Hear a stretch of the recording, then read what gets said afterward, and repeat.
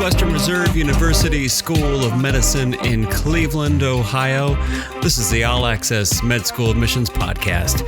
Hello again, everybody. I'm your host, Christian Essman, and I'm the Senior Director of Admissions and Financial Aid here at the medical school, and I'm back with another interview with some admissions deans in this episode, and it's a special one. The listeners have spoken, and I've been able to get not one, but two admissions deans from the Baylor College of Medicine on the show today, and that's the dynamic duo of Drs. Johnson and Vallejo, and I'll tell you about them in just a moment. But first, this episode is yet more proof that your suggestions matter. So send me your wish list. Listen to this. Many of you have told me that you want to hear from the University of Vermont Larner College of Medicine. And guess who I've been exchanging emails with? So I hope to bring you that med school interview in the coming weeks. So if you have a question for me or a future guest on the show, and you want to send me a list of suggested schools, then just hit me up at allaccess@case.edu. That's allaccess@case.edu. You'll also find in the show notes registration links for some upcoming recruitment fairs, particularly the AAMC's Recruitment Fair in Chicago on March 28th. All the info that you need can be found in that link.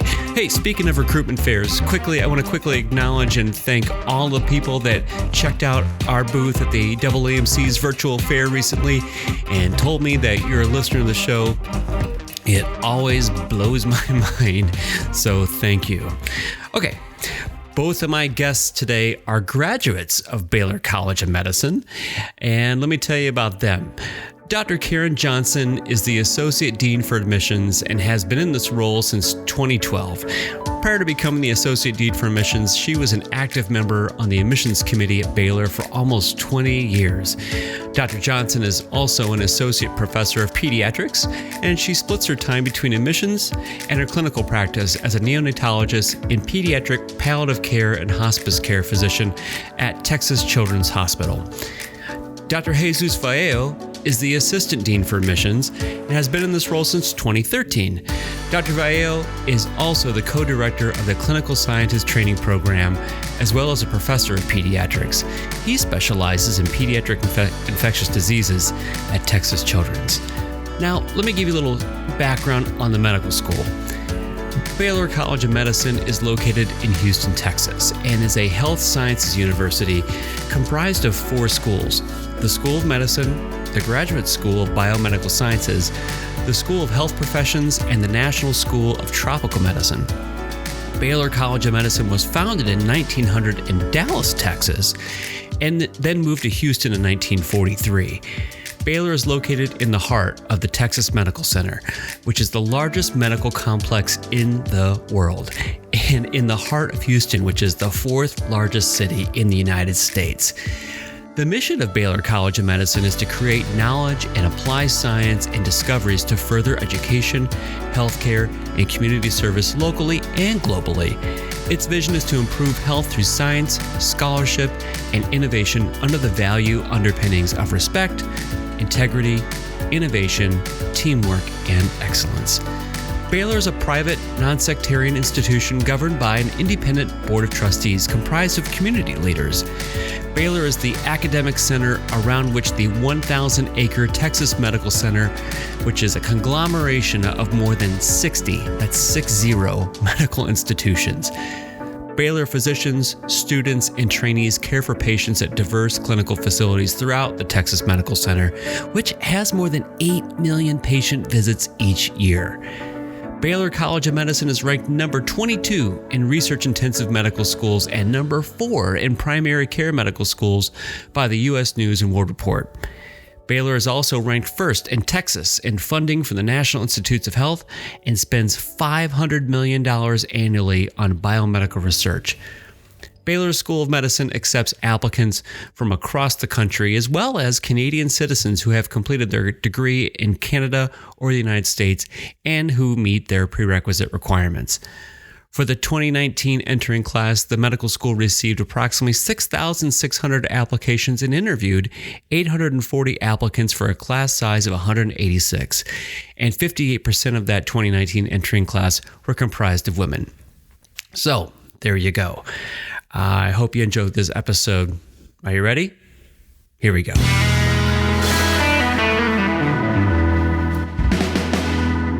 Well, Dr. Johnson and Dr. Vallejo, thank you so much for coming on. I feel like I have the dynamic duo of the Baylor College of Medicine admissions team with me, so I'm grateful for your time today. Welcome to the show. Hi, Christian. Greetings from Baylor College of Medicine here in the Texas Medical Center in Houston, Texas. Thank you so much for inviting us to participate. We really appreciate it. Oh, it's going to be so fun. You guys are total pros. I mean, you've been doing this a long time in admissions, and we just talked about before I hit record about your backgrounds and that you're both products of Baylor Med, which we'll talk about a little bit and your perspective on that.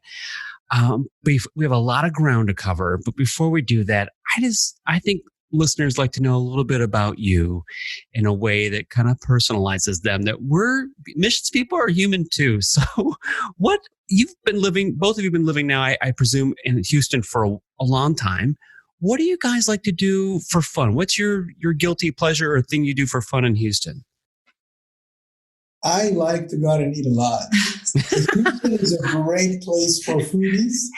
And so if that's what you like to do, there is food for every palate in the city of Houston. And I love to cook too. So I really enjoy that. You know, we have an empty nest finally. My wife and I have a lot of extra time to go out and enjoy the city of Houston.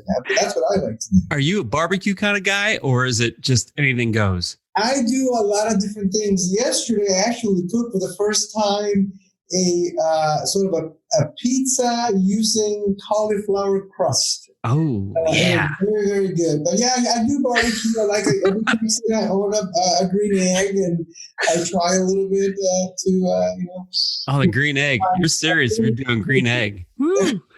Man. Dr. Johnson, what's your guilty pleasure to do? Well, I am not a Texan or Houstonian, but I've been in Texas for 30 years, Christian. And even though I've been here 30 years, the city continues to expand and grow. And I learn new things about it all the time. My passions are more outdoorsy, like playing tennis. I'm a big tennis fan and I enjoy playing tennis. Being outdoors and things like cycling, not in any professional or competitive way, but big communities of runners and cyclists and here in Houston. And so the tennis community there's a lot of depth and breadth to it. And over the years, when I came to Houston in a medical school, I didn't play tennis forever because I was so busy with my head down. But once I became a faculty member, I did find a community of like-minded kind of Houstonians. So that's something I enjoy doing. I spend a lot of time working in my church and some of the outreach that they have there in communities surrounding. Like the Texas Medical Center, Christian, my church is contiguous to a part of Houston that serves, if you will, an underdeveloped kind of population. And so spend a lot of time doing some outreach there. I don't cook as much as Dean Vallejo, but I love to eat as much as Dean Vallejo. And I truly do love the cultural diversity of the food here in Houston. And we do, one of the things that's easy because according to the Census Bureau in 2010, that Houston is the most culturally diverse city in America, and the food culture here really speaks to that. It really is a lot of fun to explore. Enjoy the symphony. I, in the past, have had Houston Symphony tickets because I loved it so much, but I didn't get to the performances. We're giving the tickets away more to med students than going, but I still will go to the symphony quite often because Houston has a fabulous symphony. So those are some of the things I like to do. Yeah, those all sound outstanding. And certainly your climate is really conducive to being outside, a lot of parts of the year and stuff. So that's great. Let me ask you something. What do I felt like, in getting to know you a little bit and looking at your backgrounds and hearing about your professional history, the things you like to do, both of you seem to interact with a lot of different kinds of people. What do you find is something people are surprised to learn about each one of you? Well, I think one of the things, Christian, and it kind of surprises me when I look in the mirror every day, you come into the profession of medicine and you have an idea of what that means. You're going to practice medicine, take care of patients. Mm-hmm. I would have never imagined that I would be in any kind of academic medicine. It was not something I aspired to, but I did love teaching. And as an undergrad, I had a chemistry degree, and I thought I'd be a chemistry teacher or be in the industry. But teaching has something that I've been able to weave into my love of actual practicing medicine. And so I've loved that. I'm kind of reluctant, or just kind of I stumbled upon being a medical educator and finding a niche in academic medicine. But I still have an opportunity to do what I love, which is to care for patients. And something I would have never imagined, medicine helped me to kind of reinvent myself with a different patient population. Oh, wow. As 20 years in the business, I decided to go into palliative and hospice medicine. So I love that about medicine. And I think the next generation has, that's one of the most wonderful aspects of being a physician in the future in this country. There are so many opportunities to explore your passions and to reinvent yourself. And that's very different than when I trained in medicine. Everybody was going to just practice medicine, put your stethoscope on, prescribe, and patients are going to get better. But now it's very different. So I love that I was able to reinvent myself to perform a different kind of medicine. And I would never have imagined in all of my life that I would be interested in palliative and hospice medicine. Wow. But I came to really appreciate the discipline and to love it and to want to have formal education in it. So I think that that's something people don't know. Most people, it's like, oh, Karen doesn't want to talk about death. She's an intensive care doctor. She just wants everybody to get better. They get cured. But she's learned that a natural death is part of the human condition, and we need physicians who are competent in that field as well. And so I think that's something that people who don't know well would.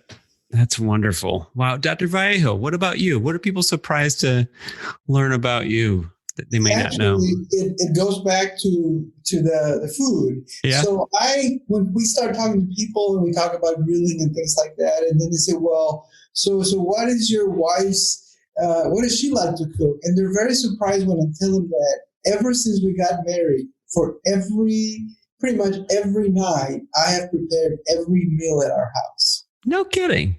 I prepare every meal. I was shocked. Yeah, and considering that the culture that I come from, where it's not a very common thing for that to happen, people are really surprised that they say, "You serious? You cook every night?" I said, "Yeah, every night. I get home and we make dinner. When the kids were young, they would wait. I would get home from work, we make dinner, we all eat, the four of us together, and I continue to do that. And even if we, now that we don't have any kids at home, even if we go out to eat maybe once or twice a week, the other 5 nights I fix dinner. So people are really surprised that because they come out and say, "Oh yeah, you got this green egg, you got this other stuff, so you only do once in a while you grill." I said, "No, I actually fix dinner." Yeah. Oh, that's really cool. Very cool. Also, they are more surprised when they find out that I also do all the shopping in the house. I do in my house. I'm the same. And those are kind of things that people find sort of interesting because that's in a certain role at work, they probably would imagine that I do it all the time. And truly, I think meeting Dr. Vallejo when I did, I probably had stereotyped him as a Hispanic Latino male, so that in his house, it wasn't, those kinds of roles didn't fall on his shoulder. As a physician, father, a big provider, NIH grants, a researcher, and a clinical doc. So I just never in my mind would have imagined that he was keeping the lights on and feeding the family every night. Yeah, that's his thing. They're therapeutic too. Yes. No, it is. It's quite. It's fun too. It's really fun. Oh, that's great. I'm glad I asked that stuff. So let's start with the big picture about. Let's dive into everything Baylor Med, and let's start with those curricular highlights. When you are going out and doing recruiting and meeting prospective applicants, and they're coming up to your table or you're talking to them at a session at night, what are some of those distinguishing features, maybe about those first 17 or 18 months of those foundation sciences part of the curriculum that you think you want them to walk away with and remember that part about your medical school? Well, one thing, Christian, I think for us, if you go back to when we were actually Baylor students, it's something that we were visionary about, if you will, at Baylor College of Medicine, but it is now trendy. We've had, if you will, an 18-month foundational sciences, basic science curriculum for 30 years. Mm-hmm. So it has been the norm at Baylor College of Medicine to have a fairly intense foundational basic science curriculum. As we move forward to the 21st century, more and more of our sister medical schools are adopting that, but we've had enough experience with it that it is our norm, our ability to integrate in the foundational sciences, so that the very first weeks of your foundational science curriculum, our students are actually seeing patients. They're out in the clinical arena while they weave together the foundations of the basic of the science of medicine. So we've had 30 years to hone and to deepen our understanding and our efficacy of our curricular foundational sciences. So it's something that we continue to strive to do better. And we've had some recent changes in our curriculum. Which like what? Talk a little bit about. Yeah. So one of the things that our curriculum has embraced in a more substantial and formal way, because that's the thing about medical schools, Christian. A lot of students and trainees are kind of learning from this, if you will, hidden curriculums and things. Mm-hmm. Sometimes medical students will say, I'm really interested in that, but there's not a formal component to the curricular design. Well, in the last 2 to 3 years, our deans of curriculum in the medical school, we've recognized that there were some gaps and that we needed to have more formal curriculum about certain aspects of medicine. So even as part of the foundational sciences in that 18 months, of course, it's all about truly the foundations, the anatomy, cell biology, respiratory. But in the interim, we've also added a couple of courses that deal with specifically critical thinking and problem solving in a formal way, not in a, oops, I kind of figured it out talking to my peers way. So our critical thinking and problem solving curriculum has been formalized and is a part of the foundational sciences. It's a part of those first 18 months. We also, just seeing the next generation, the enormity of the information in medicine and research that is being brought to them, that they're having to process and understand. We also have added to our foundational sciences a course called Translational Research and Population Health. So next generation physicians have, if you will, the benefit of having lots of information. Next generation physicians, unfortunately, have to be able to process and understand and apply lots of new information.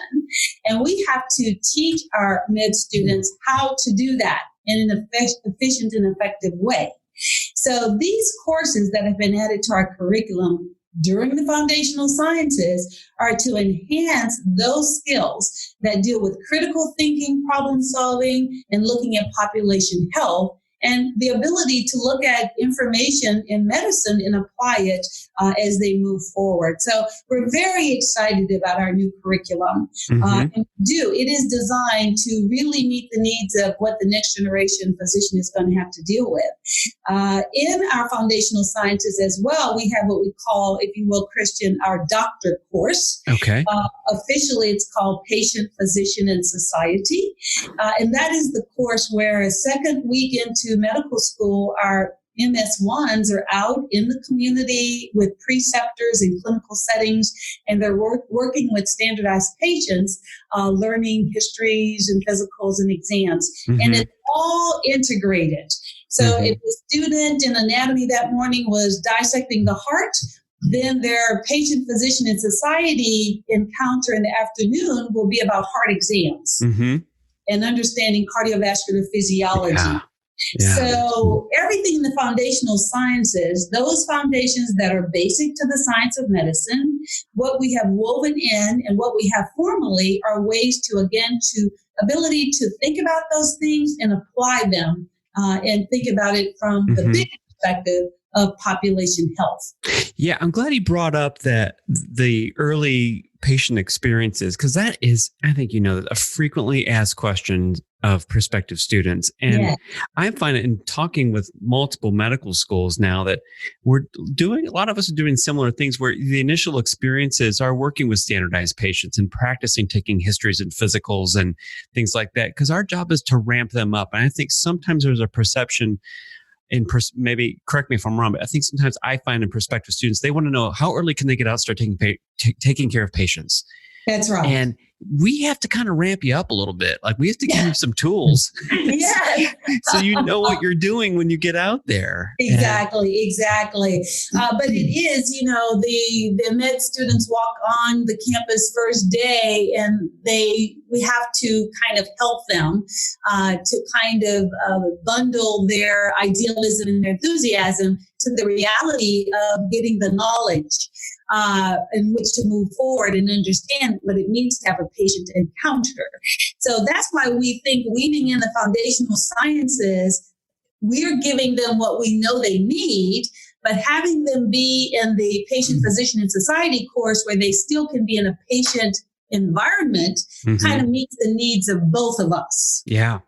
What's life look like as a student in the first year? What's a typical week like? What's their curricular responsibilities like? Is that a lot of lectures? Is it small group, all day, half day? That's a good question. We still have a lot of didactic lectures as a part of our curriculum, Christian, but part of our new curricular design is we're moving into more small group and reverse classroom concepts, things like that. All of the student lectures, didactic, are streamed. So even if the students don't come to class, they can, look at these streamed lectures at any point in time over the course of the day. And of course, it's archived for them. But there are a lot of didactic lectures. And for the MS1s, the first two terms, which are about 19, 20 weeks, it really is heads down, integrating a huge course called the Foundations Basic to the Science of Medicine, where again, they're learning all of the major cell bio, physiology, biochemistry, all of those things. So those are pretty much standard didactic lectures, which they'll go to every morning. And in the afternoons, they go to the patient, physician, and society, the doctor's course. And they have a break with a critical thinking and problem solving course. So that's pretty much the first kind of 19, 20 weeks of them being an MS1 here. And then they get into the spring of being an MS1 and they continue to build on some of those foundational skills, but they become more focused. The courses, they go to infectious diseases, behavioral sciences, pharmacology.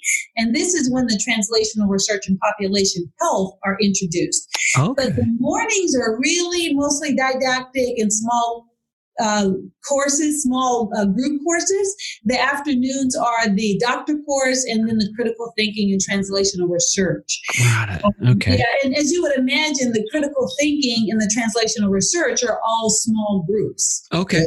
So go ahead, Dr. Vallejo.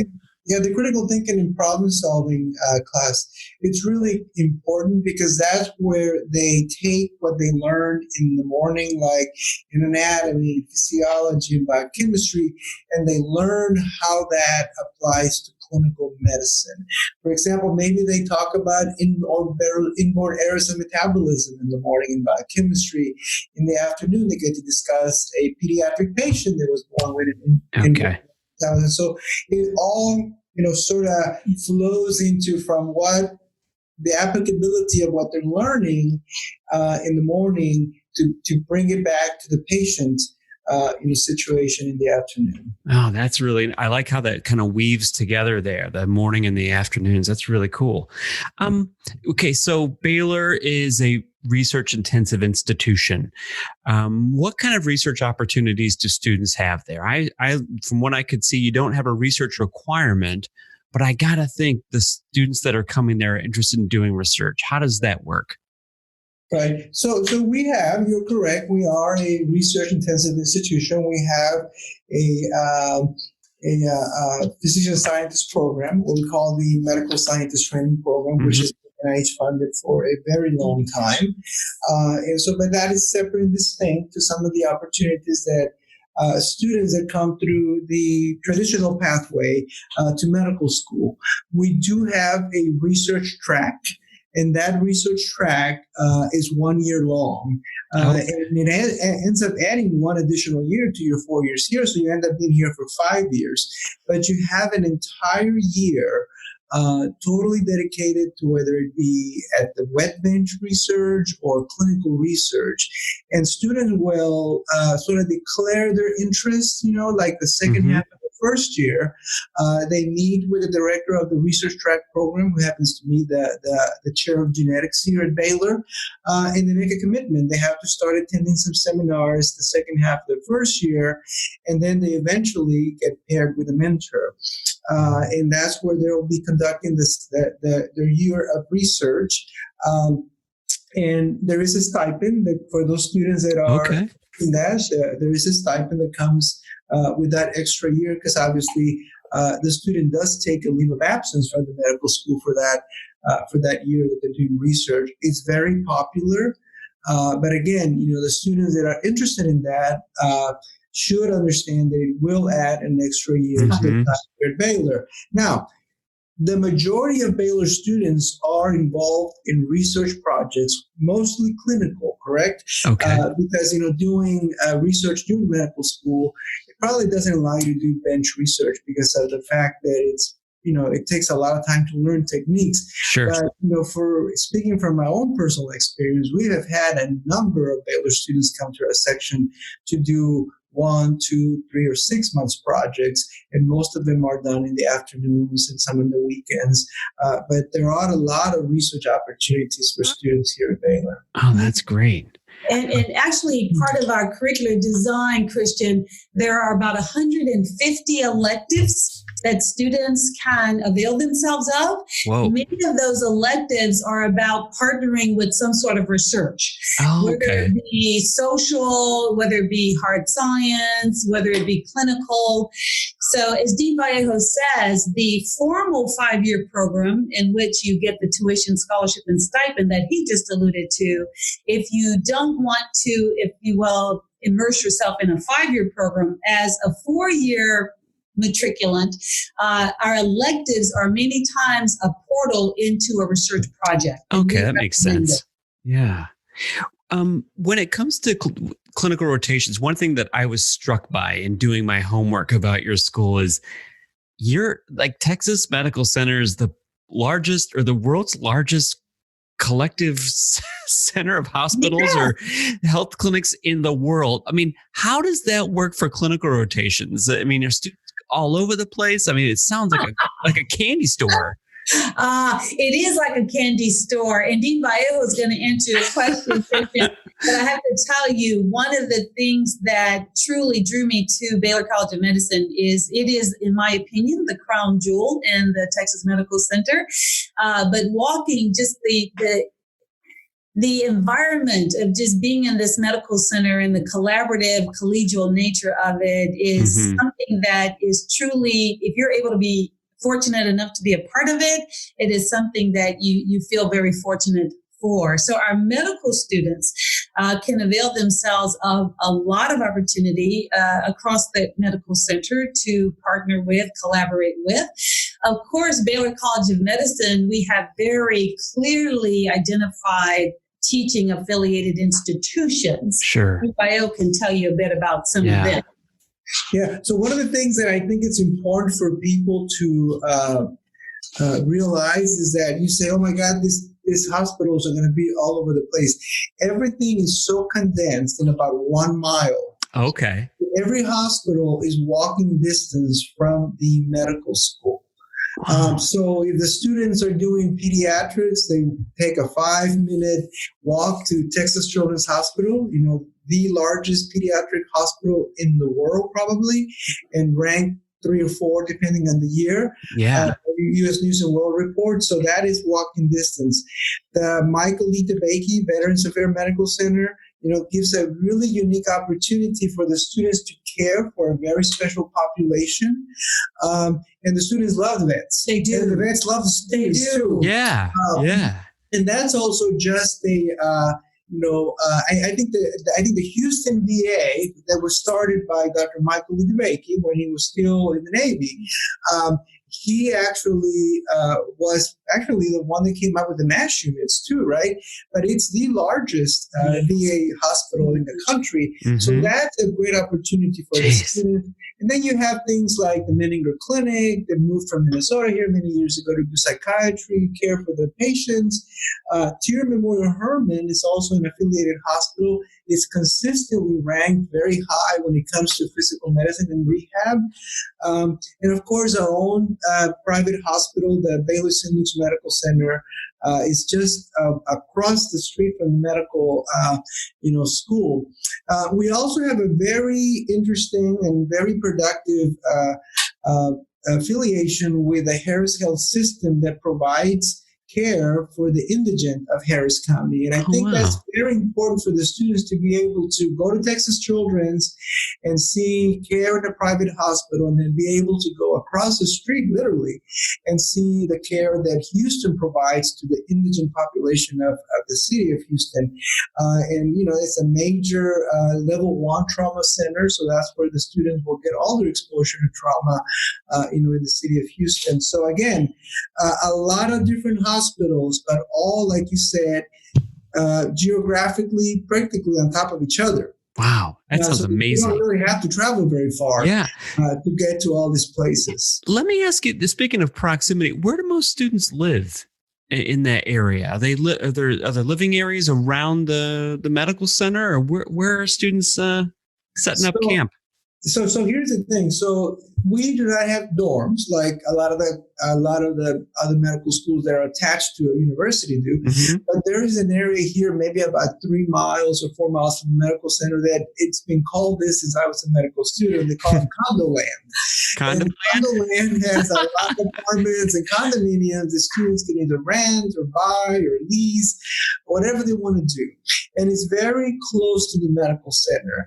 Now, over the years, a lot of different other areas of living have popped up by the Museum District in Midtown.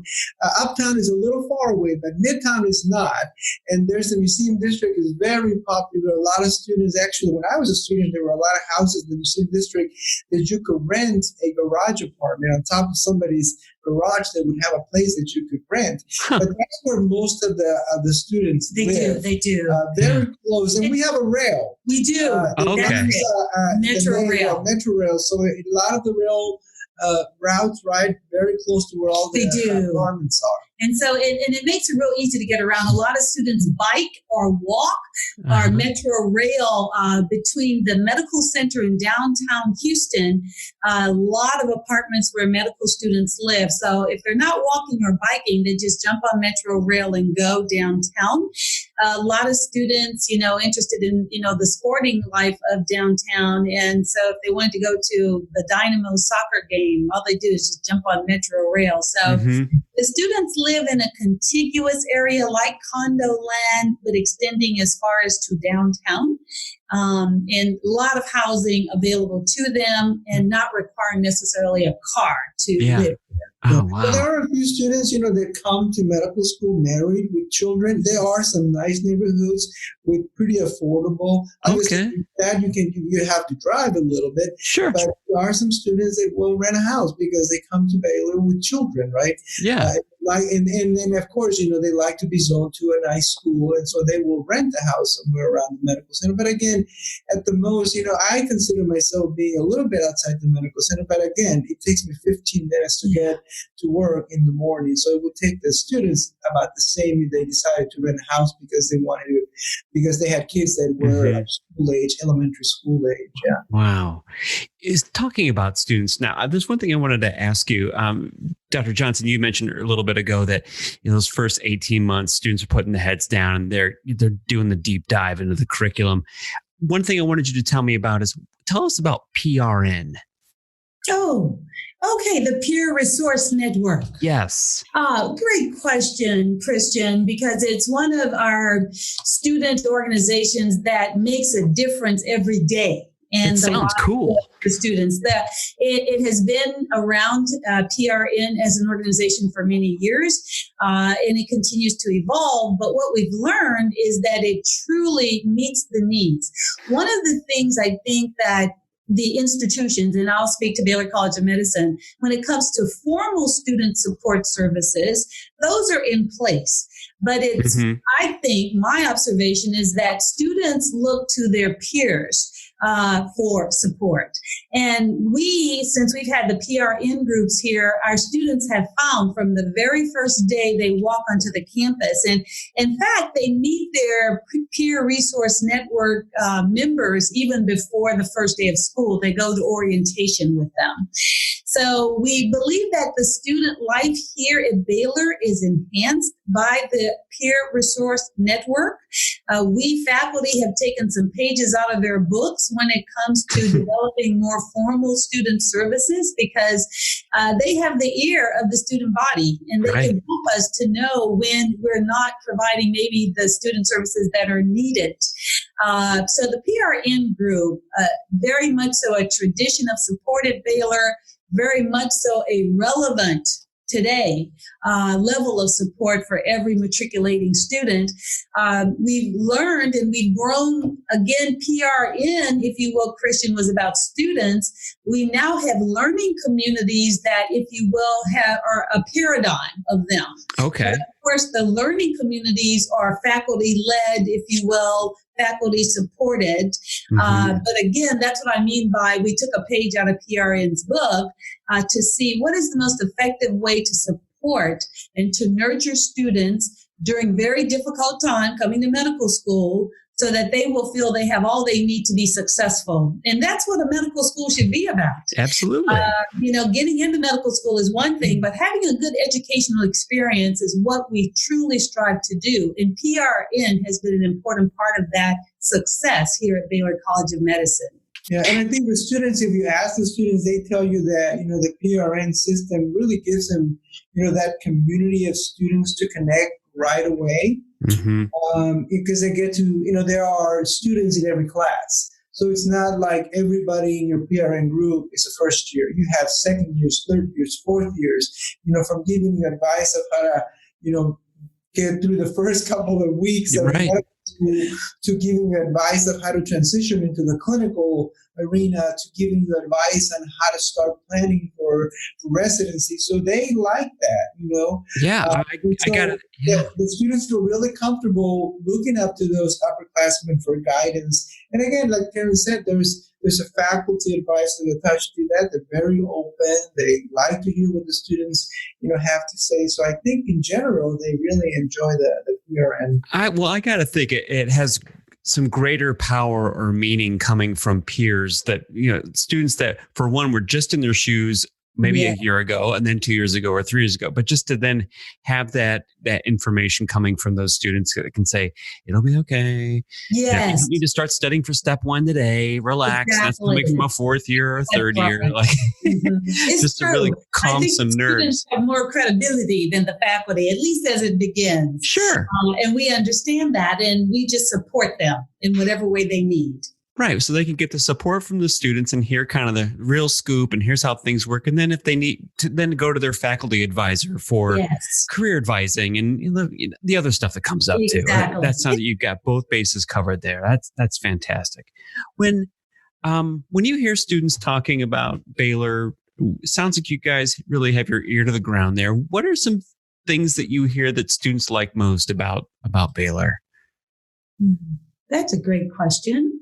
And I'll answer. One of the things I hear our students say, again, is the diversity of our class.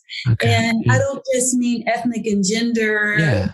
Truly, honestly, the admissions committee is very focused as we do our holistic admissions process, Christian, to look for cultural diversity, cognitive diversity, interest diversity. We really tease back those layers when it comes to diversity. Mm-hmm. And our students who matriculate really appreciate that. And they say that every forum I've ever been to, when they're asked, even when it's unsolicited, that's one of the things that our matriculants will say about being a student at Baylor College of Medicine. And as an admissions officer, I feel good about it because we know, and our goal in medicine is to ensure that the healthcare workforce reflects the community that we serve across all backgrounds of people. So that's what we strive to do in our admissions process, is to look for the next generation physician that is going to reflect people from different backgrounds. Yeah. And so I appreciate that our students will say unconditionally that they really love the diversity of the student body. And they also will say, Christian, that a lot of what they like about our medical school is the flexibility of our curriculum. Okay. Yep. We have some dual degree programs. We have some special pathways, and we have to be very mindful and very honest, Christian. We have to have a curricular design that if we're going to say we're offering a pathway in the underserved, that we have in the formal curriculum opportunity for the student interested in that pathway to have a good experience. Mm-hmm. So I think our students really appreciate the flexibility of our curriculum. If they want to get an MD, MPH, we'll support them, an MD, MBA. If they're interested in one of our pathways about space medicine, we have that formal curriculum in place. So I think in addition to the diversity of their peer group, many of these students are for the first time interacting with and learning from and being in experiences with folk who are so different from where they've come from. Sure. And that's important, and so do they. Yeah. And then our flexible curriculum, we hear a lot of good things from our students about that. Yeah. Anything to add to that, Dr. Vallejo? No, I think one of the things that I hear students say is that, they've read about Baylor, you're going to get a great education, but they're also looking for a place that has a strong sense of community. Mm-hmm. And when they come here, they're very happy to see that. They're happy that it's a place that's inclusive, that they can be themselves, and that they're going to fit right in. And so I think that's one of the things that, the students like. And then when they come here, they also see that there's a lot of diverse and inclusive student organizations. There's the American Medical Women Association, there's Baylor Pride, there's the Catholic Medical Student Association, there's the Military Medical Student Association, the Muslim Medical Association. So they see that there is something for everyone and that they'll fit here. Yeah. And that Baylor is really committed, to promoting equal opportunities, for everyone who gets admitted to this, institution. And one last thing is that some of the students like that, we have a PA school, we have a nurse anesthesia school. They like that interprofessional experience that they get really early on, because those PAs, those people in the orthotic class, they're taking some of the basic sciences classes with them. Okay. So for them to move into the clinical arena and realize that medicine is a team sport, it's second nature by that time. Yeah. Oh, that's great. Oh, wait. So I think up to this point, people are jazzed about what they've heard about your medical school. And so let's kind of transition to the segment I like to call, so what are you looking for? Now we have people that are interested in applying. And that's the common question that we get. How does someone get into your medical school? What are you looking for? So to kind of talk about the application process, just kind of big picture, and then work our way down. Is Baylor in the AMCAS system, or are you in the TMD SAS system? Right now, we're in the AMCAS system, Christian. Okay. So applicants know to go to apply to them, and you click Baylor through AMCAS. So you don't have to do the Texas Medical Dental application process thing, which we've talked about in other episodes. I think that's one clarification I want to make. Then they get your secondary. And there's a few essays on there, at least from what I've seen and dug up from stuff I can find online. Do you plan to keep similar essays going forward? We do. Okay.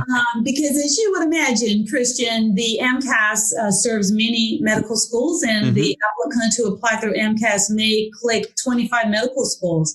What our supplemental and our secondary does is to give us some insight into how interested really is the student in coming to Baylor, not just another medical school. And so there's some information as we do our holistic review, as we look at our Baylor College of Medicine institutional goals, our supplemental gets us a chance to address those more specifically than the general AMCAS application. So yes, our process is about achieving our institutional mission and goals. And the questions on the AMCAS application may not fulfill those. So our secondary does.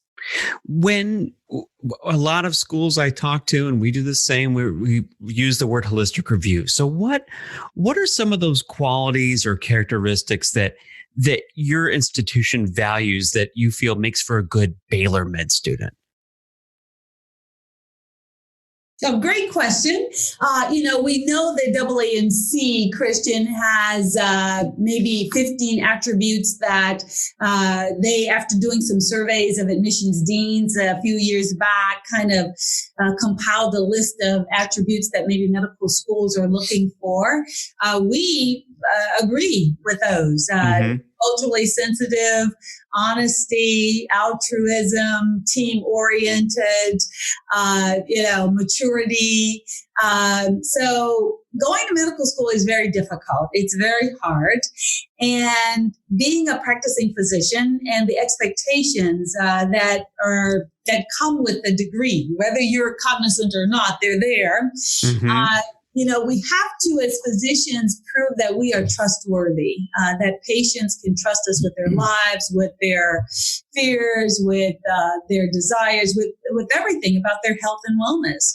And so we're looking for medical students that have demonstrated to date that they are worthy of that, that their resumes, that their credentials, that their personal essays, that their letters of recommendation suggest that they are hardworking and diligent and honest and community-minded, sensitive, creative thinkers. So those are the kinds of things we're looking for. Dean Vallejo, what do you think? Yeah, I think a couple of years ago at one of the commencement, Dr. Clutton said, that Baylor, graduates were defined as those with great intellect. But he also said that there were also people with great compassion and a vision for really making a difference in the world. And I think this is what this institution is looking for, people with a diverse backgrounds, diverse experiences, not your typical cookie cutter type of thing. Everybody's a science major. We have majors in religion and political sciences, and business, music, because we think that that's really what's going to help us ultimately bridge some of the gaps in cultural diversity, access to healthcare, and patient outcomes. And I think that's what we're looking for, somebody who's really, really committed to that, to service and to really, changing the world as we move forward. What tips do you have for prospective applicants when they get that secondary and it just seems like it just feels like kind of like a huge, like blank slate. Like, I don't know what to write. I come from a background where I maybe haven't had some significant adversity. And what kind of advice do you give to students that they're doing that soul searching to try to find something that they want to put on paper to express to you that interest, that compassion that you want to be at Baylor? Right. I think that people can read about Baylor, familiarize themselves with the mission of this institution. Okay. And so how does the mission of this institution resonate with them? Okay. Even if you don't have, like you said, I really haven't had a lot of adversity. I've been very fortunate, so I don't have anything to write. But how would coming to Baylor help you accomplish that mission that you have for yourself. Because, none of us can change the world on our own, right? But we all pitch in and little by little make this place a better place to live, right? So how would coming to Baylor, what are the resources that we have here that you can use to accomplish that goal that you have in terms of helping humanity? For example, a lot of people are interested in global health. A lot of people are interested in care of the underserved, right? Going down to South Texas to help the less fortunate. How would coming here and the resources that we have and the educational opportunities that we offer, how would that help you accomplish that? Yes. I think that would be something that if you're not someone who has had this, adversity in your life, that because we asked you, it could be adversity, special experiences, or other experiences like that you could relate to. How would Baylor help you get to where you want to be? That's great. It's so important, Christian.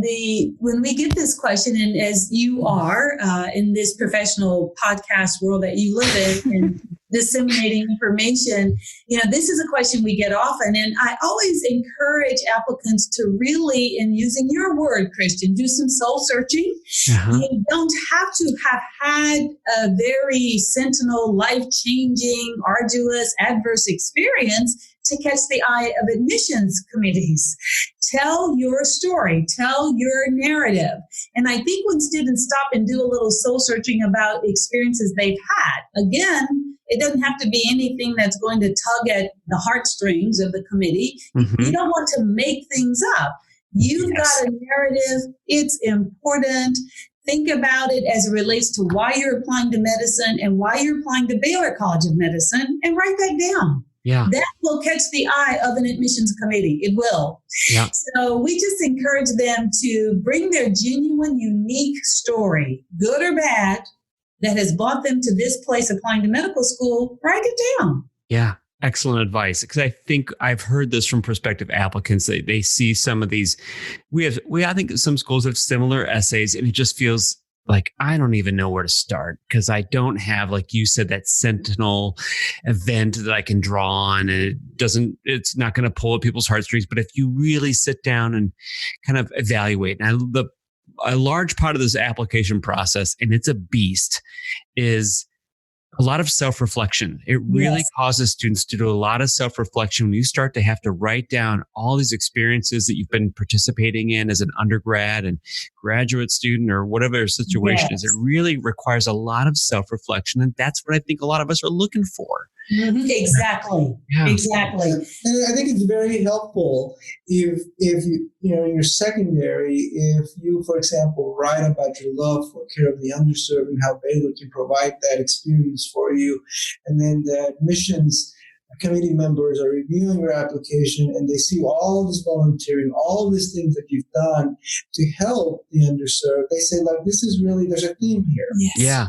Yeah, and not just checking boxes to fill to fill some of the spaces in the AMCAS application, but there's truly some type of a theme coming here. This person has been doing this since they were in high school. I think that's really important. As you approach that secondary essay. Yeah, because the admissions committees are trying to make these connections that you're not just talking the talk, but you've walked the walk, and now you're trying to bring these together for your institution and what you value and see if there's that match there potentially with the applicant. I noticed on one of the websites that you strongly recommend medically related experiences or shadowing, and this is not uncommon among other medical schools. Why is this important? Help people understand, as two clinicians on the other end of the line here, why are these medically related experiences important for students to obtain and do their best to try to get as much as they can? That's such a great question because, as you know, Christian, shadowing isn't required to come to medical school or to even be accepted. Having said that, so many prospective medical students will say to you in terms of why they want to come into medicine, I want to help people. Yeah. And we accept that on face value. The question is, why do you want to help them in the medical profession? There are many professionals who help people. So we're trying to tease out that empathic, compassionate, sympathetic person who might be a great civil activist, but it doesn't mean they're going to translate into a great practicing medicine physician. And our jobs are to try to tease that out. Shadowing is a way for that prospective medical student to affirm why helping people will be through this avenue. Mm-hmm. And, it's one thing to look at television shows and documentaries about medicine and healthcare, but to be in a patient care arena is a very real experience. And it will give you a sense of, is this what I thought it was going to be? And is it something I really want to pursue? As you've alluded to, Christian, not just the application process, which is arduous and expensive. Yeah. We just want to make sure that a future medical student understands what they're getting into on the front end. Medicine is kind of glamorized, if you will, if you're looking at just television and that's your only experience with medicine. So shadowing, at least for admissions committees, no, it's not required, but we truly appreciate that the applicant in front of us has done something to explore medicine at a true level, not just sitting in a class listening about epidemiology and reading research. Because that's what we are looking for, is someone who is affirmed in their own mind and heart that all of this effort, all of this sacrifice I'm going to get into is worth it. And I've experienced the clinical arena to believe that and know that, and I'm ready to do that. Dr. Vallejo, when you're meeting applicants or reviewing applications, what gives you that sense that you know that they know what they're getting themselves into?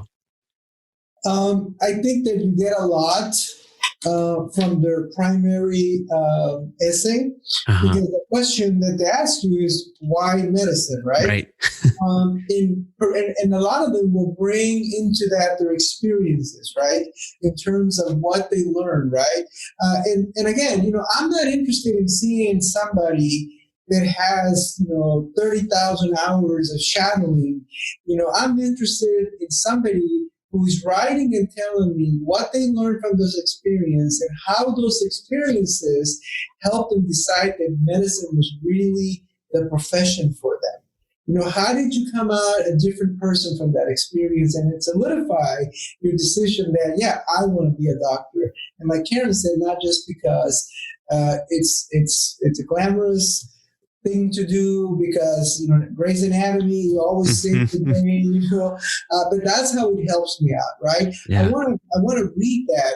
How did personal experiences, because we have a lot of applicants that unfortunately they themselves have had personal experiences with the healthcare system or their family members, but how do those experiences, whether it be personal or by, and we always say, and it's not medical experience, we say medical exposure, right? Because as a college student, you're not going to do anything. But I think you can expose yourself to a lot of those different opportunities and learn something and see how physicians approach patients, what happened when we have a lot of students that also volunteer in hospice. Those are very powerful experiences. Yeah, that's true. Understand that. Mm-hmm. Yeah, and if I could dovetail, Christian, that's one of the things, Dean Vallejo, and back to something you said, Christian, and Dean Vallejo alluded to it as well. It's about quality, not quantity of the experiences. So even if you've just spent 10 hours as a volunteer at hospice and you can write in your personal essay how that experience, again, affirmed your decision to go into medicine or transformed you as a person in terms of what you understood about death and dying, versus 20,000 hours of, I've done a myriad of these things just to have numbers. So it's really about the quality of that experience more than the quantity. But as Dean Vallejo has said, and you've alluded to, Christian, it's still about how has it informed your decision to pursue a medical career to help people. Back to those self-reflections. Yes.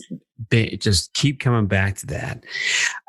Let's talk a little bit about the interview day then. So the committee there has identified candidates that really seem to connect with their backgrounds and what you value. Walk us through the interview day experience. What's that like? You coming to Houston to interview at Baylor? What can I expect?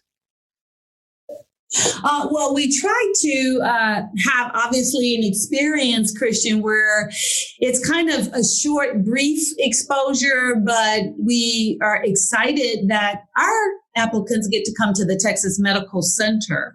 So in addition to seeing our facilities, we have the advantage of showing them, this concentration of the world's largest medical complex, right? So we take advantage of that. I would too. We do some tours, but our students typically will get invited to a social on a Thursday night. Mm-hmm. And that Thursday night, our current Baylor students will go and meet them and greet them and welcome them. And then they go home, and Friday morning, the sun comes up. Our interview day starts at about 11:30, where the applicants are greeted and provided lunch, and they have an opening from the deans and from our medical students. Then we have some of our faculty inclusion ambassadors to talk a little bit about our Baylor College of Medicine community and our inclusiveness and diversity. Our curricular deans will come and give a 20, 30-minute talk about our curriculum and to answer questions as it relates to that. And then we send the applicants on their way to do 2 30-minute interviews with 2 members of the admissions interviewing subcommittee.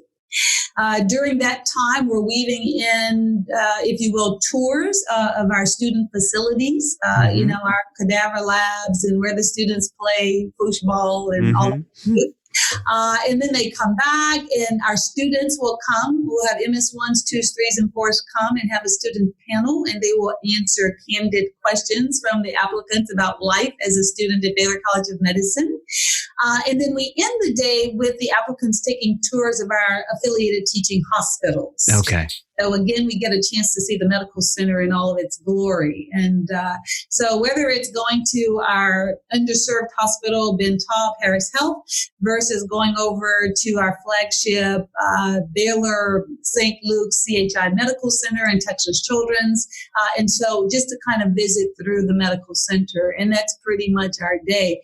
Dean Vallejo and I come at the end of the day to talk to the applicants about the next steps in terms of how the committee will now move forward now that the interviews have been done, and say so long to them. And that's pretty much our day. So one thing I'm hearing is wear comfortable shoes. Yes. Yes. And hope that it doesn't rain. And we are really fortunate, Christian, that we have medical students that come every Friday that we have an interview, and they want to share experience. They want to tell the applicants how happy they are here. Yeah. And that's really, again, their biggest ambassadors. And that's really important because that's what, if you look at the AAMC's surveys, what influences students to come to a particular institution for medical education is at the very top is student interaction with faculty. So they want to meet students that are here. They want to know from them, what is it like to be a Baylor student? How do you like it? Is there anything you would change? I think that we strive to make it a very welcoming environment from the time that they check in with a security guard at the front door till the exit at the end of the day. I frequently am asked by applicants, so how did you decide to come here? There are so many good institutions in Texas, right? And they're right. And I said to them, and I always tell them, it's the people that got me here. The people here that were welcoming. And when I walked in the front of the Alkin building, it felt like home. Yeah. Well, the med students are great because they see these applicants generally very dressed up in their suits and stuff. And I think they see themselves like, I was just doing that a year ago, and they get it. They know what those days are like. And it's a little bit of stress involved, potentially. It's a big day, high stakes day. And I think that's great that they're there to welcome them and show them what, Baylor College of Medicine is like once you get there. Yes. When it comes to the interview format, they're meeting with two subcommittee members. Are they standardized questions they have to get through? What kind of level of access do they get to the application? What about those details? So we don't give them questions. There's no scripted questions for the interview. Okay. I think one important thing for those who are going to be eventually listening is to realize that we have medical students on our admissions committee. Okay, good. So when you come to interview at Baylor, you will be interviewed by two faculty members, or one faculty member and one medical student. Okay, so that's really important. That is important, yeah. We have a training every year, and we go about do's and don'ts about interviewing, but we don't give them scripted stuff. Now, they do have to fill out an evaluation, and those evaluations have different categories of things that we want the interviewer to assess the applicant on. Mm-hmm. But how they reach, what questions they use, or what scenarios they use to be able to get that information really is totally up to them. Mm-hmm. As long as they're able to get the information that they need to be able to, like, for example, have they explored medicine as a career? Are they, what are their communication skills, whether it be written or in an oral form? Uh-huh. And, their learning experiences and things like that. So there's a lot of different ways that you can get the answers to those questions, right? But they know what they need to assess the applicant on, and so, but we don't give them. We don't give them a script. Mm-hmm. So the language that might be used, Christian, is it's semi-structured because our interview evaluation form is the tool that we have all been trained in our holistic admissions process to use. Yep. Back to your question about what attributes are we looking for. If each member of the committee, and this is how we train them, if you are to use the interview eval form as a tool to achieve information about, as Dean Vallejo said, communication, motivation, maturity, learning experiences. So woven in those different domains are these attributes that we were asking each interviewer to assess for. Mm-hmm. We simply don't give them the specific question to achieve that goal. Yeah. So in communication, for example, is the applicant articulate? Well, they may, get to that answer for themselves in many ways. Mm-hmm. For learning experiences, the interviewer may say, has this student done any kind of research where they were on a team, and how did they feel about what they learned about being on a team? That sort of thing. Yeah. So the whole interview is used to evaluate some of those parameters that you talked about, but I like how you said that the interviewers has some free range a little bit to kind of get to how they want to evaluate those certain attributes or characteristics that you're looking for. And I think that's really important because everybody has I know that my style of interviewing is very different than Karen's. Mm-hmm. And to tell somebody how to do it. And we have very seasoned people on the committee, and our students go through some rigorous training for that. Mm-hmm. Mm-hmm. So we feel that it's best left to their own style. We trust that they will get the information that we need.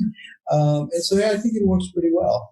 Do the interviewers have access to the entire application, or are they blinded to certain portions of it? Yeah, so they're blinded to MCAT and GPA. Yeah, okay. By that time, a screener in the screening committee has already decided that this applicant has everything they need academically and non-academically to be successful at Baylor, right? Mm-hmm. Now we're just meeting face-to-face and getting another opinion from a different person about the suitability of this applicant to be a medical student at Baylor. Yeah, those non-cognitive issues, if you will, Christian. So yes, we love that. This isn't about rehashing whether they have the right MCAT or GPA. Yeah. This is about these attributes that will help us at a different level to understand about their non-cognitive, if you will, depth or breadth. Yeah, it takes away some of that bias that might come in by seeing a certain GPA or MCAT. Yep. We've been through that, and I tell you, I mean, as an interviewer, for people to hear this, when you see the whole application and you get access to the GPA and MCAT, and sometimes just you're human, like you want to like somebody with a 4.0 and a 100 percentile MCAT. Exactly. But they're. they could be kind of a dud. That's right. That's right. That's what holistic is about too. Yeah. That's why getting away from that is helpful. Exactly. And one thing that the interviewers are blinded to are the letters of recommendation. I forgot to mention that. They don't have access to the letters of recommendation because by that time, all that has already been reviewed by somebody else. Yeah. That's good stuff. I'm really glad that you guys are sharing that. Any general tips for students coming to your interview day that when a student gets that invitation, what should they anticipate or what should they keep in mind coming from the deans of admissions as general tips? Well, I think that once you've been invited, I think you should relax. I think you should know that somebody has extensively reviewed your application, that you should be here. Don't feel the imposter syndrome. You got here because obviously you have done well academically. You have great attributes. You've had great experiences. So somebody felt that you would be potentially a very successful medical student. So now we want you to come on campus. We want you to see what we have to offer. And again, it's a two-way street, right? They have to like us and we have to like you. They might come here and feel a different when they're here, right? And we may feel different once we meet them. But I think that you need to come, you need to be yourself. Be the person that you wrote up in your application.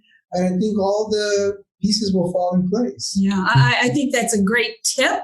And my only other one, Christian, which dovetails on Dean Vallejo, if the applicant, I think that if they want to do anything, they might review their AMCAS application and their supplemental. Good tip. Because many members of the committee, one of the things we train our committee members, students and faculty alike, is to review the AMCAS application and the supplemental before they meet the applicant.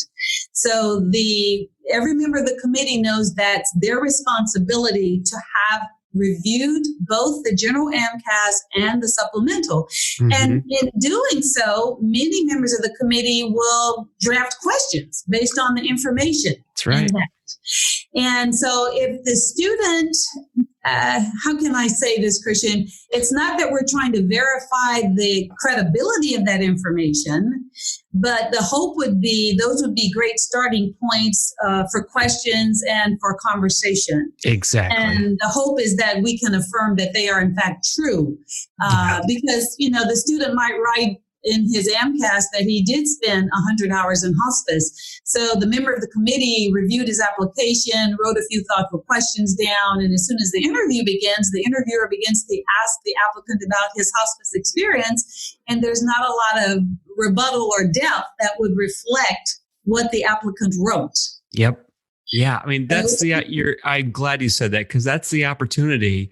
The AMCAS, as I said, it's very deep. You really have to detail a lot of your life history, but these are conversation starters. You're exactly right, and so this is your opportunity to share more insight or reflections one-on-one with somebody that they want to know more about what you've taken away from that, kind of beyond what you've written. So I think one thing I'm hearing from you, Dr. Johnson, is that you also want to hear, beyond the application a little bit. Like some students, I find sometimes keeps things so close to their vest that when you're done, you don't feel like you learned anything about them because they stuck to the same stories that were in their application. Exactly. And everything's just pretty much the same that I read about. I'm like, gosh, I really tried. I tried to ask different questions, but I didn't get anything else out of them. It's a good point, Christian. And so it's not serving the applicant well, or to come in with rehearsed answers. And committee members can pretty much sense when something's rehearsed. And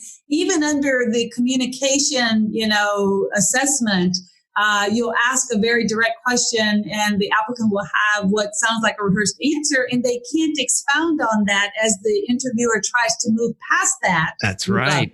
Yep. And so it's another way of assessing how well someone thinks on their feet and can communicate about an experience and can convey their thoughts. So, it's really important, as Dean Vallejo says, the hope. And we, like you said, Christian, every applicant is going to have a little bit of anxiety, but you've done all you can. You've been invited.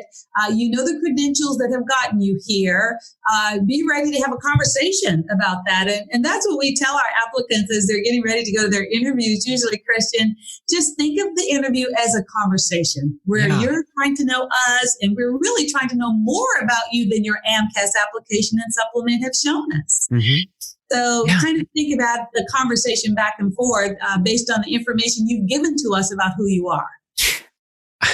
What I hope people hear is that, and this is not an uncommon theme in previous conversations with people, but I like to reiterate is we're not here to trick you. That's right. That's exactly right. I mean, they have a lot invested in it. We have a lot invested in it. Like you said, Dr. Johnson, we want to try to have a conversation and get to know the applicant beyond what they've shared with us in the application. Yes. And boy, sometimes it's easier, sometimes it's harder. But that's what the end goal is, so we can see if we think we're a good match and if you think we're a good match. Exactly. Wow. Yeah, I'm glad we talked about this to reiterate and to bring in some different perspectives about this, because the interviewing piece is that's a huge part of the application process, because it's high stakes, but we want these students to really do well when they come to those days when that time arrives. Exactly. So once the interview day is done, I assume you go to admissions committee and you do your review and deliberations and things. When are you a rolling admissions process, or you give your admissions out every few weeks or so? No, it is rolling admission. Okay. So that means that you're sending out. Some schools, they save them for certain dates, every few months or so, or like one time. But Baylor sends them out then on a relatively frequent basis, not at one point. What if somebody finds themselves on your wait list? Is there anything they can do to show their love and support for Baylor College of Medicine, if this is the place they desperately want to be? I mean, when after the interview session, we basically tell the applicants that, at this point, we don't need any more letters of recommendation, any more volunteering updates or anything like that. But I think once you're on the wait list, I think the committee would welcome, an update and maybe a letter of interest or something, and send it to the committee. And we will put it in the file. And the committee, when they go to the wait list, they can go through several applicants and decide whether, you're the right person to come off the wait list. So, it doesn't hurt at all to do that. Yes. Yeah. Okay. So, but keep it to, not emailing you every week saying, That's there's some emphatic no's right there. Now you're stalking it. That's a fine line. Okay, so if you're on the wait list, it's not a bad thing to be there, for one, and two, it's okay to send a letter of interest or update that's pertinent and truthful, that you're not blasting out letter of interest to all the schools that are on their alternate list. And I get it; it's a desperate time for some students. I'll make a comment, because we've had students in the past who do that. They blast through everybody, and then we get a letter that they forget to change the name of the Oh, yeah, that's bad. This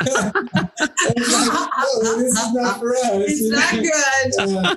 It's kind of embarrassing. I know, it's kind of a cringy moment when you get those, isn't it? Yeah. You feel so bad. I just feel like, I get it. It's like they're desperately trying to get in, and they make that mistake, and it says, we get like, it says, this is why I want to be at Northwestern. I'm like, wrong Western. We're Case Western. Well, this has been great. How about just to kind of wind things down, one thing I wanted to ask both of you, since you are both products of the institution and proud graduates, you can tell that really comes out in the way you speak about your alma mater there. As you look back at your experiences as a student at Baylor College of Medicine, and now in the administration and shaping the classes that are coming in, what have you come to appreciate about your experience or education looking back? Well, Well, Christian, for myself, being a non-Texan, coming from an HBCU undergraduate environment, at the time, had never heard about Baylor College of Medicine and just had a great academic advisor who encouraged me to apply. And the one thing that I think just resonates with me every day is how well I was treated from the very first day I walked into the building, and how I was made to feel a part of this community in every way from the very first day I walked into the door. And it hasn't changed one day for me. And, people will say things like, people won't necessarily remember what you said to them, but they might remember how you made them feel. And the thing about coming to Baylor is just from day one, I felt as if I and my career were important to the teachers and the administrators and the staff here. And that wasn't just lip service. My love for the profession of medicine, I really believe comes from the professors and faculty who welcomed me with open arms and supported me. And I feel a duty to give that back. And it's one of the reasons I really appreciate still being here at Baylor and on the faculty and in this role.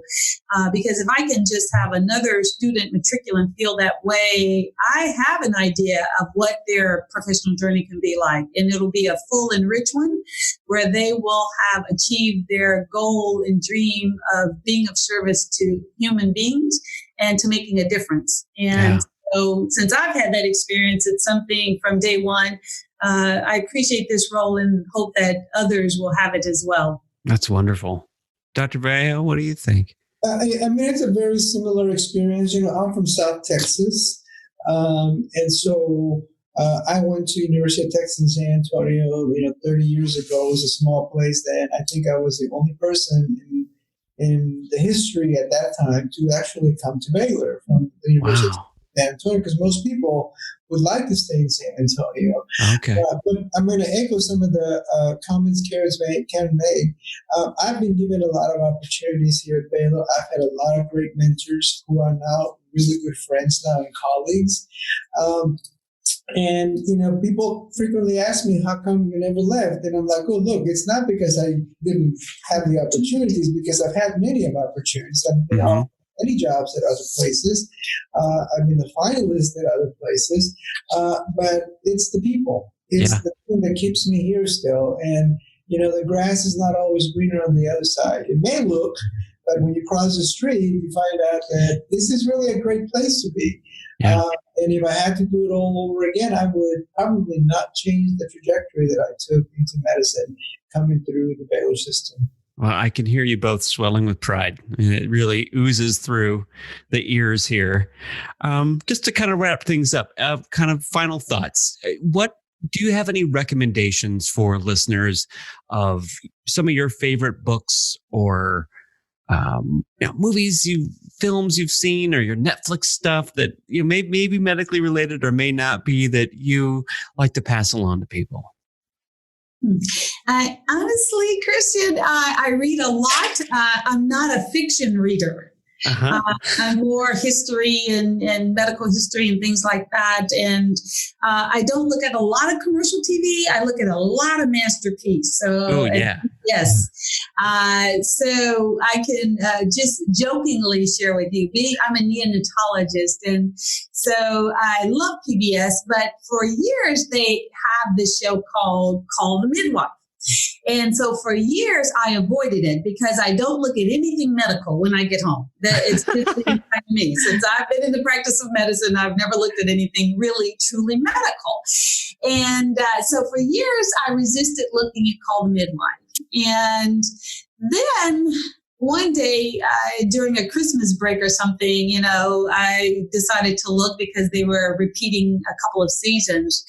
And if anyone is interested in medicine and the history of women, not just having babies, but reproductive rights in the 60s and how we've kind of gotten to where we are now, it is a very impressive and well-produced show called The Midwife on PBS.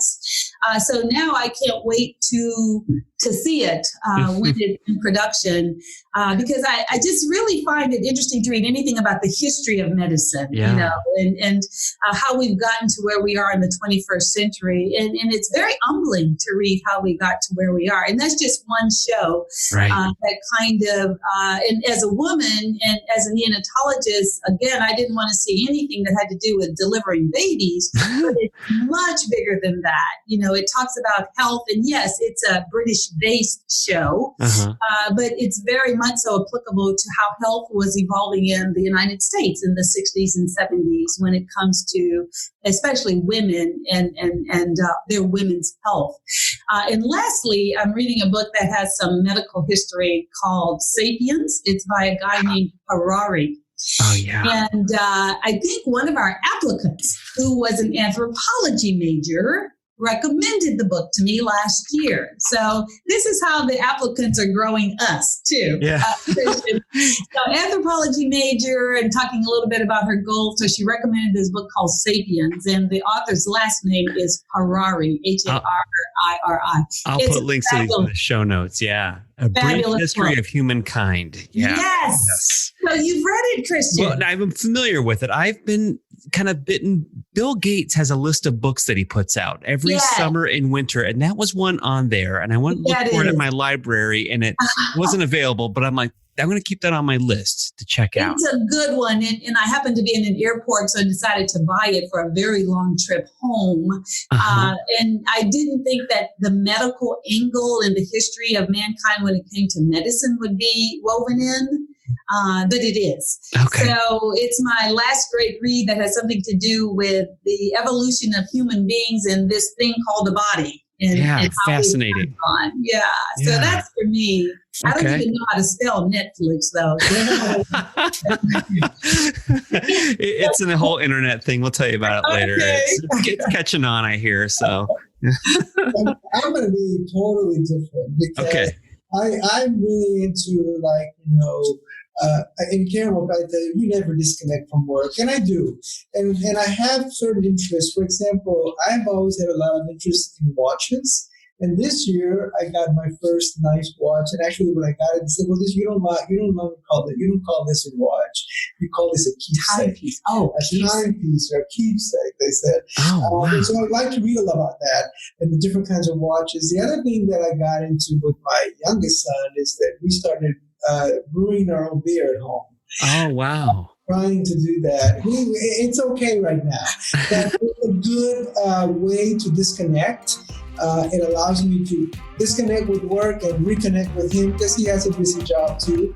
But it takes, 3 hours to just get set up to do all this stuff. A little bit of biochemistry. It's on a small scale, it's on a small scale. But it's a lot of fun. And so I like to do that. I also into pens. I like to collect pens. So I read a lot about different kinds of pens. And so my wife says I spend more money than I should. But those are the kind of things I like to do. I've heard that Houston... Different than sitting down and wrapping up around with a good classic book or a good movie. That's what I like to do. Yeah. I've heard that Houston has a very strong micro-brewing culture now. Yes, they do. Yeah. Yes, they do. Yeah, so there's that to keep in mind, too. And I have a very good friend that lives in the Carolinas that is very into the very similar things as I am, so we have a lot in common. So when he comes to Houston and when I go to Charlotte, we definitely have to compare some of the breweries in town, so it's fun. Yeah, that's awesome. Well, listen, you two, this has been fantastic. I'm really, again, I said initially I was grateful to get both of you on this at the same time. My mind was blown, and this has been so just informative, and the insight you provided. I think it sounded great. I mean, I'm really excited about it. So I hope the people that have been listening have learned a lot about your school too. And really, I think when we got in the middle of that, they're talking about the characteristics, and you guys really were very transparent about what you're looking for. And I think that's what people appreciate and what we're trying to do. So I want to thank you again, and I hope to be able to shake your hand and thank you in person at the next big meeting or something that we're both at. Because I really owe you, and I appreciate being part of this project. So thanks for joining me today. Christian, thank you. Thank you for the work that you do. And I feel confident that our paths will cross. And we look forward to supporting your efforts in any way that we can. Thank you. And just appreciate the offer to be a part of your podcast. So thank you very much. Oh, you're welcome. Hey, listen, I'll see you guys around. Take care.